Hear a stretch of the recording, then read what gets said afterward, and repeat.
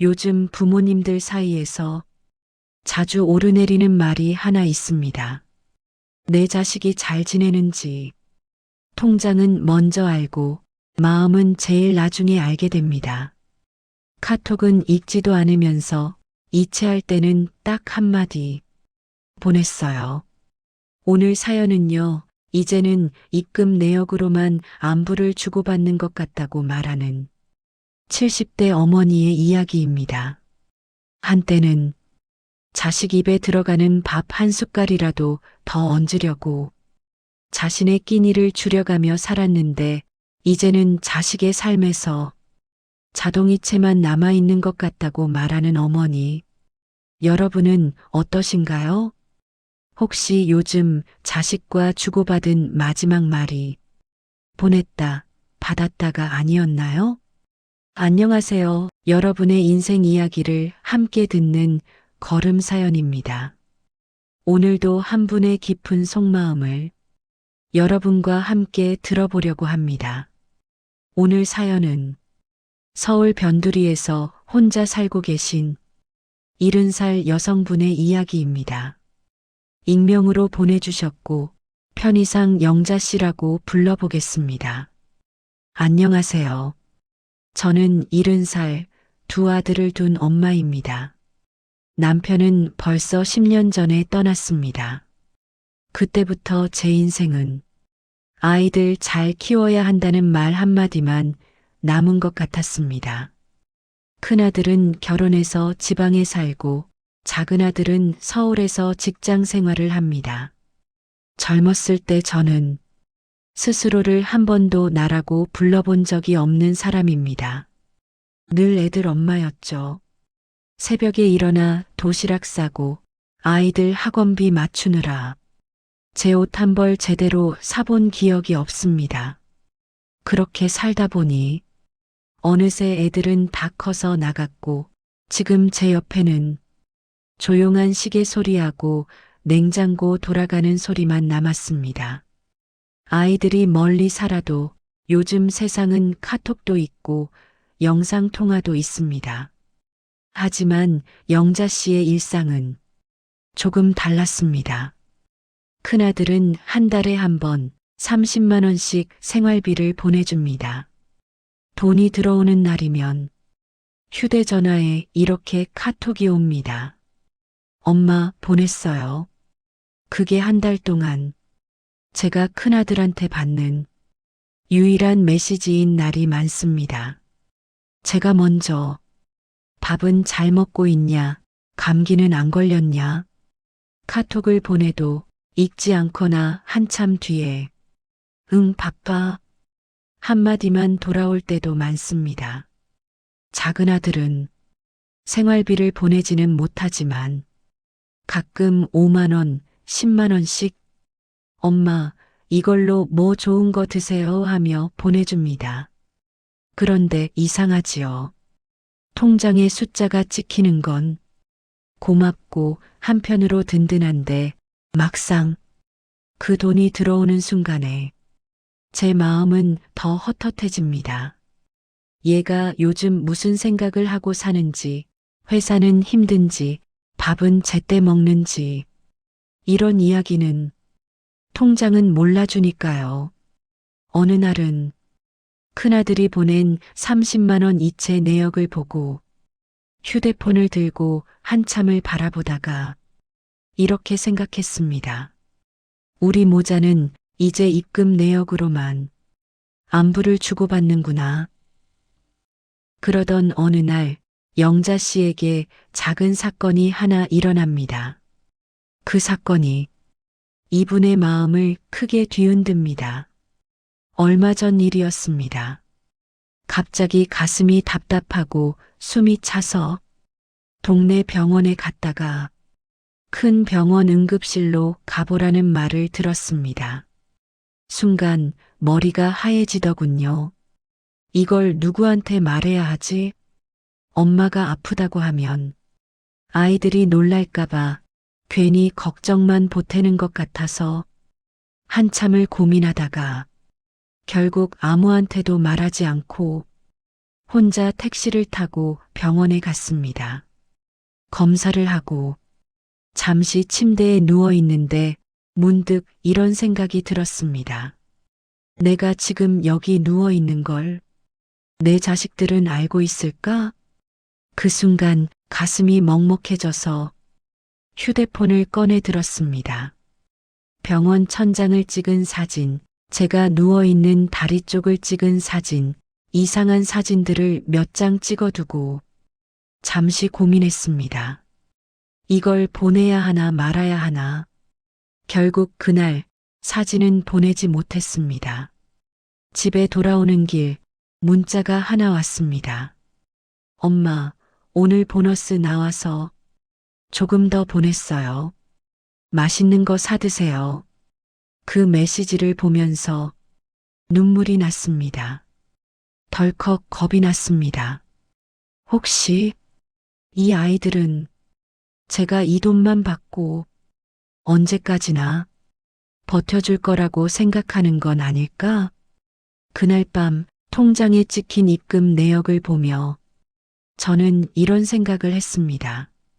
이 아이들에게 나는 엄마일까, 자동이체 계좌일까? 그날 이후 영자 씨는 아주 작은 결심을 하게 됩니다. 며칠 뒤 큰아들에게서 언제나처럼 메시지가 왔습니다. 엄마, 오늘도 보냈어요.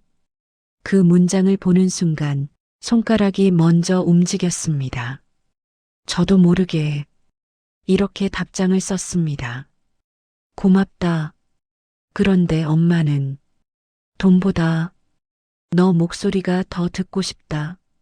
보내고 나니 가슴이 쿵쾅거렸습니다. 혹시 부담을 주는 건 아닐까, 투정처럼 들리진 않을까, 괜히 보냈나 싶기도 했습니다. 잠시 뒤 의외로 빨리 답장이 왔습니다. 엄마, 미안해요.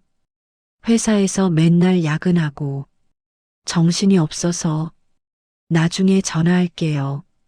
그 나중에가 언제가 될지는 모르겠지만 그래도 저는 그날 제 마음을 한 줄이라도 꺼내 보여줬다는 사실에 조금은 안도했습니다.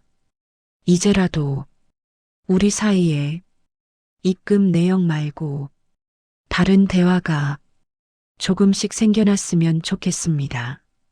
엄마, 나 요즘 이런 생각하면서 산다. 이런 말 한마디만 들을 수 있다면 저는 그게 돈보다 더 큰 선물이라고 생각합니다. 제가 너무 욕심을 내는 걸까요? 영자님, 먼저 이렇게 말씀드리고 싶습니다. 욕심이 아니라 너무나 당연한 마음입니다. 부모님들이 자식에게 바라는 건 생각보다 단순합니다.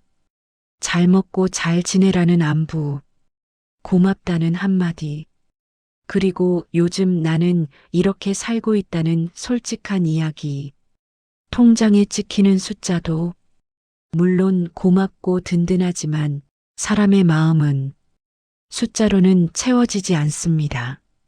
자식이 나빠서가 아니라 방식을 모르는 경우가 많습니다.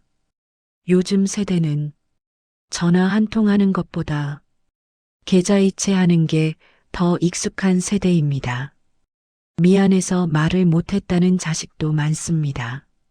바쁘다는 말 뒤에는 어떻게 말을 꺼내야 할지 모르겠다는 서툼이 숨어 있을 수도 있습니다. 그래서 오늘 영자님이 보내신 엄마는 돈보다 너 목소리가 더 듣고 싶다. 이 한 문장은 자식에게 엄마가 원하는 방식을 알려준 첫 번째 힌트였다고 생각합니다. 진짜 안부는 계좌가 아니라 목소리에서 시작됩니다. 혹시 이 방송을 자식 세대도 함께 듣고 계시다면 이렇게 한번 여쭤보고 싶습니다. 부모님께 마지막으로 전화드린 게 언제였나요? 10만 원, 20만 원도 물론 귀한 효도입니다. 하지만 3분짜리 통화 한 번, 짧은 영상 통화 한 번이 그 돈보다 더 큰 위로가 될 때가 많습니다. 부모님도 나도 외롭다는 말을 해도 괜찮습니다. 부모 세대는 평생을 내가 힘들다는 말은 자식에게 짐이 된다. 이렇게 배우고 살아오셨습니다. 하지만 이제는 조금 바뀌어도 좋습니다. 가끔은 이렇게 솔직한 한 주를 보내보셔도 괜찮습니다. 나도 요즘 좀 외롭다. 네 목소리 한번 들으면 오늘 하루가 버틸만해진다. 이건 자식을 붙잡는 약점이 아니라 사람과 사람 사이의 진짜 연락입니다. 오늘 사연을 들으면서 여러분 마음속에는 어떤 생각이 떠오르셨나요? 혹시 여러분도 통장 내역으로만 자식의 안부를 확인하고 계시진 않나요? 자식 위에 살다 보니 이제는 내 인생도 내 마음도 숫자로만 남은 것 같다. 이렇게 느끼고 계신 분들이 분명히 계실 겁니다. 그렇다면 우리 오늘부터 아주 작은 걸 하나만 시작해 보면 어떨까요? 부모님께는 이렇게 또는 자식에게는 이렇게요. 나 요즘 이런 생각하면서 산다. 내 목소리 듣는 게 엄마에겐 제일 큰 선물이다.